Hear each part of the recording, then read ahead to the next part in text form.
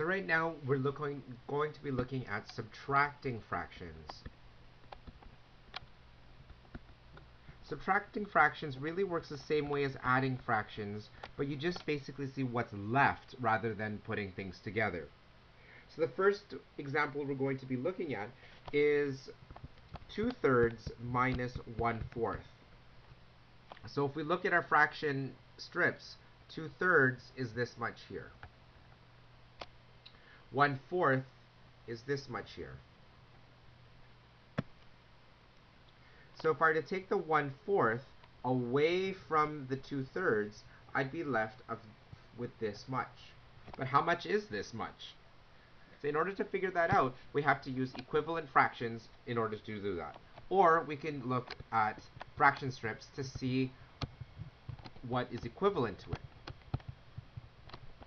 So if we look at 2/3 and we look on our fraction strips, 2/3 is the same thing as 4/6, and the same thing as 6/9, and the same thing as 8/12.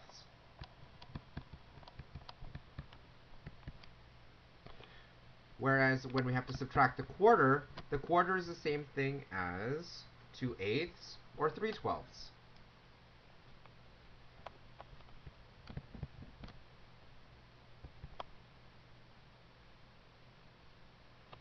2/8 or 3/12. So when we're looking at fractions, we have to make them the same size pieces so that we can take them away. So of all these fractions and of these fractions, we have to find the equivalent fractions that will be able to work together. And in this case, again, we see that 12, or a chocolate bar cut into 12, is common between the two. So we see that 8/12, which is the same as 2/3, minus 3/12, or a quarter, is going to be equal to 5/12. The reason why the 12 stay the same is because the 12 tells you how large those pieces are, or how small those pieces are, or how many times we divide our bar into. Whereas the top number tells us how many we have. So 8 pieces minus 3 pieces is 5/12 pieces. So that means we had this 8 here. We took away 3 of them, and we're left with the 5 pieces that are left. Let's look at another example without using the fraction strips and using equivalent fractions. The other example is 6/10 minus 1/5. Again, the first rule, rule number 1, is find a common denominator.